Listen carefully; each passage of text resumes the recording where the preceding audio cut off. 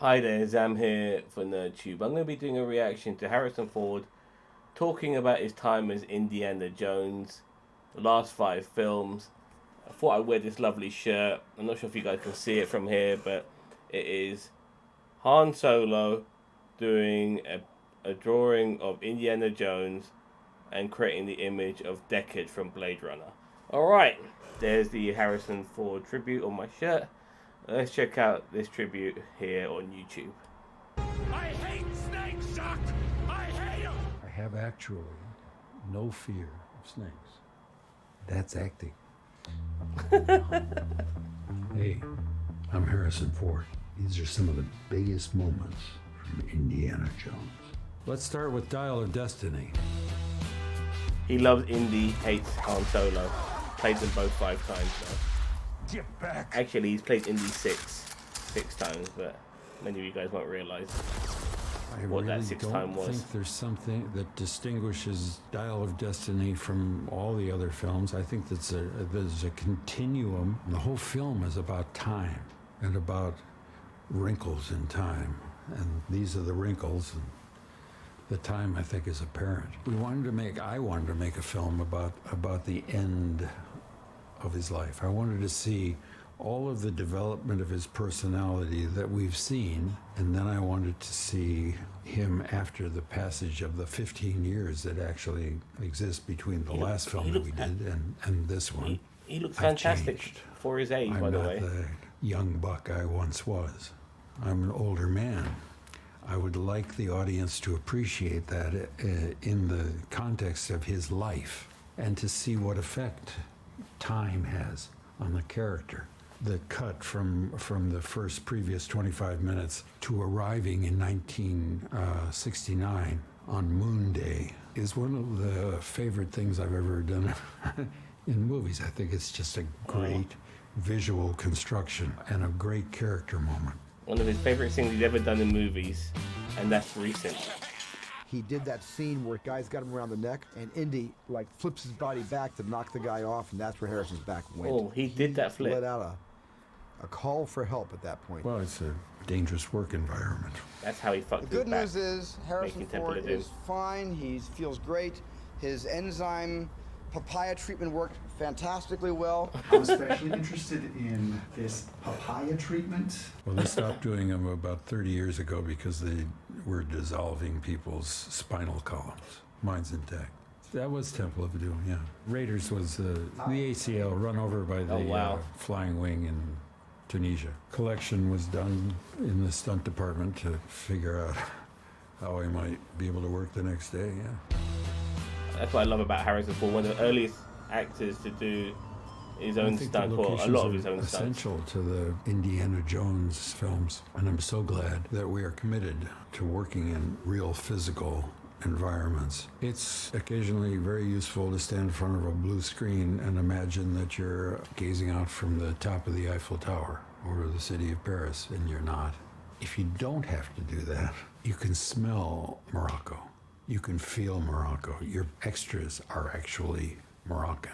It's just nothing like being in the real place and seeing a real place. How many of our audience will get a chance to visit those environments? Sicily, where we had actual ruins from Greek and Roman history.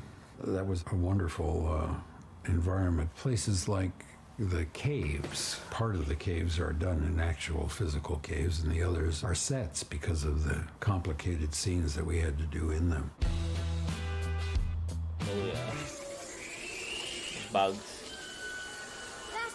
Oh man, look how young he looks. Ironically, when I was a assistant counselor in the nature department of Boy Scout camp in Wisconsin, I made it my mission to dig a reptile pit, which I then peopled with reptiles that I collected.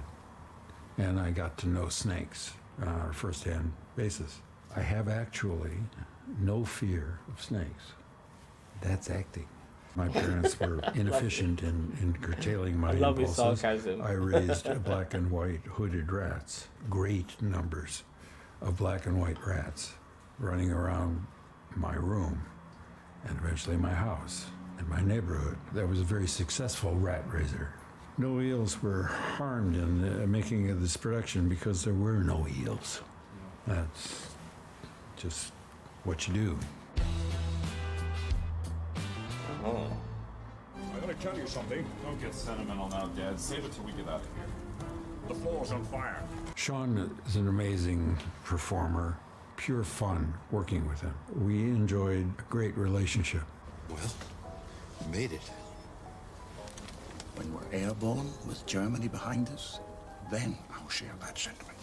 Well, I played it without my trousers. And Harrison said, "You're not going to play the scene without your trousers." I said, "Well, if I don't, I'll be stopping all the time because I sweat enormously. I sweat very easily." Well, he did the same. He was a heavy sweater, yes, and he wore a heavy wool pants, and he did appear without his pants because of the heat. And I felt it both necessary and appropriate to remove my pants. So we had two pantsless men photographed from the waist up. Film history.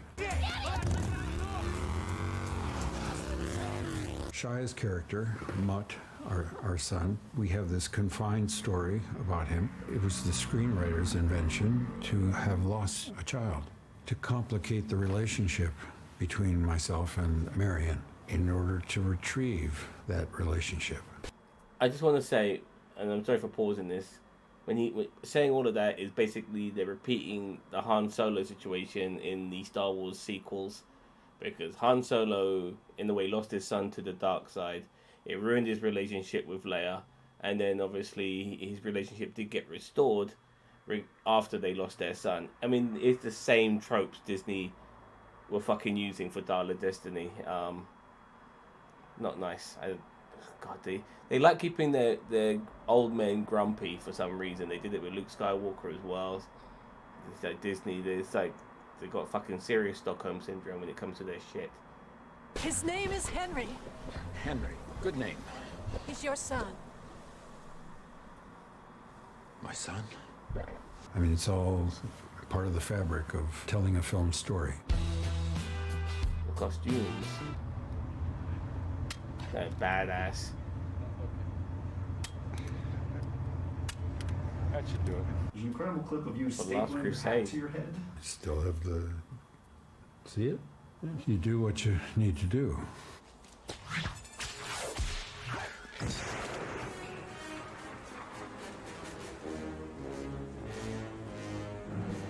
It was presented to me as a aspect of character in the first film. My questions about it were many. Why am I wearing a leather jacket in the jungle? Isn't it hot here? Why am I carrying a whip? What am I going to do with a fucking whip? We can whip people. Oh, okay. And the hat, well, it's an evocation of a time, a period, you know, a reflection of movies past. Oh, okay. I said okay, and that makes it my own. Well said, Harrison. Let's find a good place to pause it. My questions. There we go. Now, as I said earlier, he absolutely loves this character.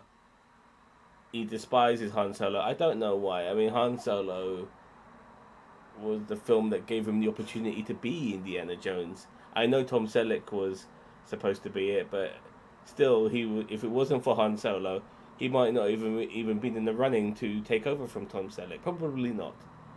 So I've never understood his disdain for Han Solo, because both of those characters are renownedly loved. Regardless, he loves this character so much, and it is a shame that he'll never play him again. He has played him 6 times. The other time that people don't remember is that he played him once in a young Indiana Jones feature-length film where he briefly played Indiana Jones, and he was talking about his youth in a flashback scene, which was pretty much the entire movie. So that was the other time he played Indiana Jones. He's played him 6 times. He's played Han Solo 5 times. These are iconic characters. he is part of. You know, he's legendary. He's cult status. He's icon. You know, some of the other characters that he's played as well. He's played Deckard. He's been Jack Ryan as well. You know, he's done so many films. Richard Kimball in Mosquito. You know, in the I forgot the name of that movie now. But he's been in the Mosquito Coast as well. You know, he's done so many things. Great movies. Presumed Innocent. Witness. I mean, this actor is massive, and I've grown up watching him in so many films. Some people say he doesn't have much range. There is an argument there. I would say Mosquito Coast was one of his best acting performances. Regarding Henry, as well, was one of his best acting performances, because he did show range in those movies. He played somebody totally 180 to what he's usually playing in Mosquito Coast, and he played somebody who had mental issues in regarding Henry. Yeah, great actor, phenomenal, and it's good to see him at times maybe go back to his hits, because as he was getting older, you know, he was being in films which were getting less recognized and they weren't that good. So it's understandable that he went back to Star Wars and Indiana Jones and Blade Runner. It's totally understandable that he went back to those movies, because they were great for him. He played the President of the United States in Air Force One. Get off my plane, you know. You know, that line is like, it's one of the most iconic lines now. You know, like, this guy, he is, you know, made himself a staple in so many different ways within films, whether it be playing iconic characters, being in iconic films, you know, having iconic lines. I know, you know, I'm not on about never tell me the odds, all of these sort of things, you know, bad dates. It belongs in the museum. It's so many things, you know. Yeah, so yeah, prop to Harrison Ford. He's one of the greatest, and yeah, I'm very happy to have done this reaction. This was mainly about Indiana Jones, but it was pretty much throughout his life. And him and Mads Mikkelsen, by the way, they've been involved in Indiana Jones now, but Mads Mikkelsen's in the 5th film. They've also been in Star Wars, but if, you know, we all know what Harrison Ford's done in Star Wars, but people forget that Mads Mikkelsen was in Rogue One as well. And now they're both in the MCU, because Mads Mikkelsen was in Doctor Strange, and Harrison Ford will be playing Thunderbolt Ross. And I very much look forward to seeing him take over from William Hurt in that role. Can't wait. Be good stuff. Let me know what you think of this GQ interview regarding Harrison Ford reflecting on Indiana Jones. And don't forget to like, share, subscribe to NerdTube, the greatest YouTube channel you never heard of. Take care. Bye-bye.